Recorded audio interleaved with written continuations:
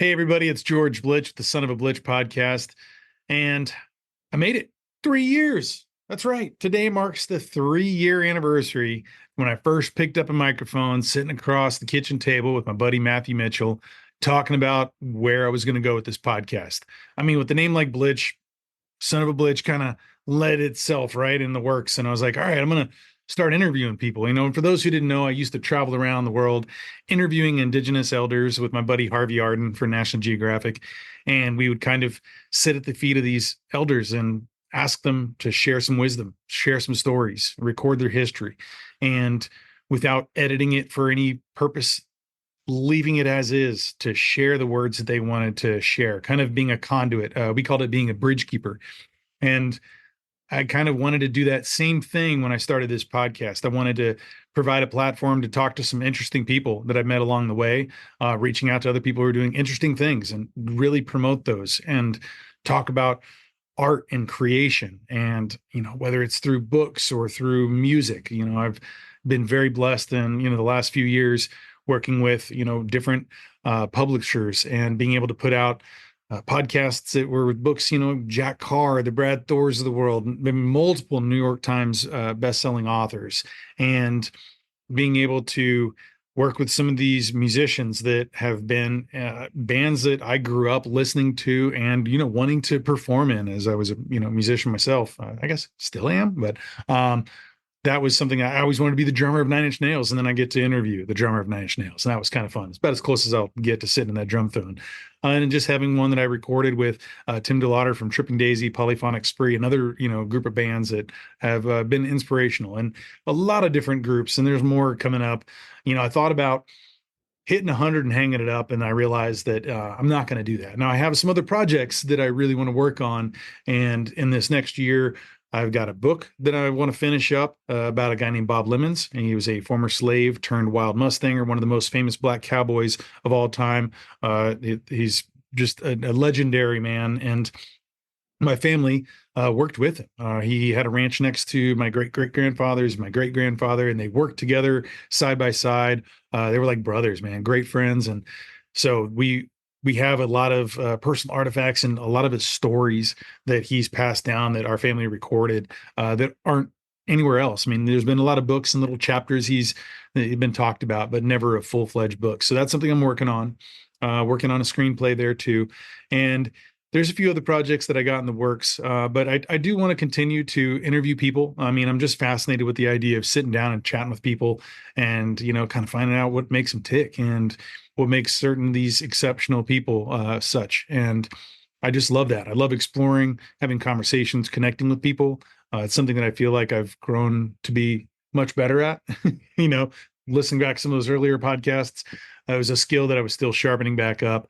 I hadn't picked up those tools in the toolbox for, quite a few years. As I said, I used to travel around and do this for a living and interview people, but a lot of times I was behind the camera, setting up the microphones, editing things, building websites and doing stuff. But I wasn't really necessarily the main interviewer. Sometimes I'd sit in that seat, but it took a little while to kind of get those skill sets up to where I could feel comfortable sitting in that seat. And now I feel like I can sit down and talk with anybody about anything. And, as many of you guys know, it's a lot of hard work. I'm a one-man show doing this. I'm scheduling all the interviews. I'm doing all the research. And, I spend many, many hours researching each person I'm going to have on. Sometimes, 10, 20 hours that I'm trying to soak in all the things that they've done in the past so that I'm not boring them and recreating something. I want to find something new. I want to touch on, topics that maybe they haven't explored before, or just, really trying to do a new angle and making sure that it's still fresh and invigorating for them to sit down. And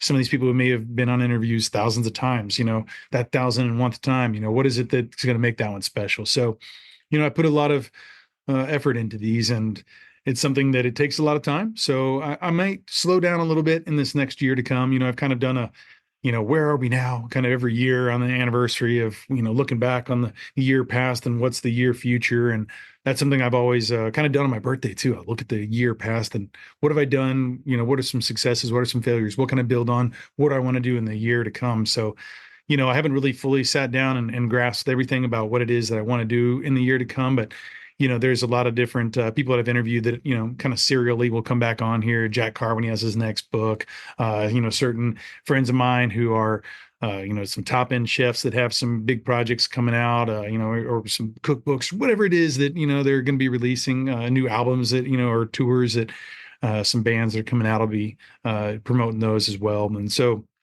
I'm very excited to see what this next year comes. And I just want to thank everyone who has tuned in to the audio version or the video version of these podcasts, or even the little shorts or reels that I've put out, and who shared those and commented, the giveaways, things we've done, and there's a lot of people who have shown me a lot of support, and it means a lot to me. And I just want to say thank you so much, because, I didn't know that I could get to 100 podcasts, and here we are, and now it's going. I don't know what the end date is on this. I don't know if there's another 100 in me or beyond, but it's been a very fulfilling thing, and I'm just honored that people are out there and they're interested in, the show and what I've been producing, and it means a lot to me to get all the feedback and all that support along the way. So just want to take a second to say thank you.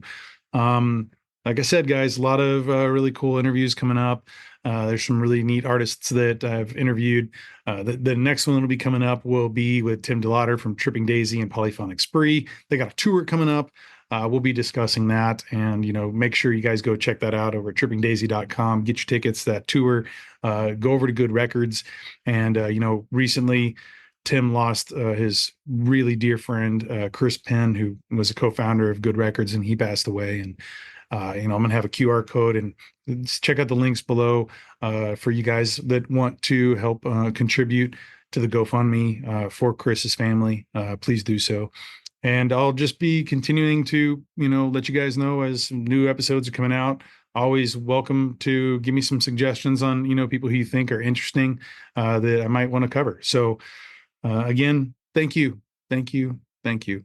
Here we are, end of year 3, beginning of year 4. 100 podcasts and growing. Couldn't have been done without all you guys. Thank you again for all the support. And see what's next. Y'all take care.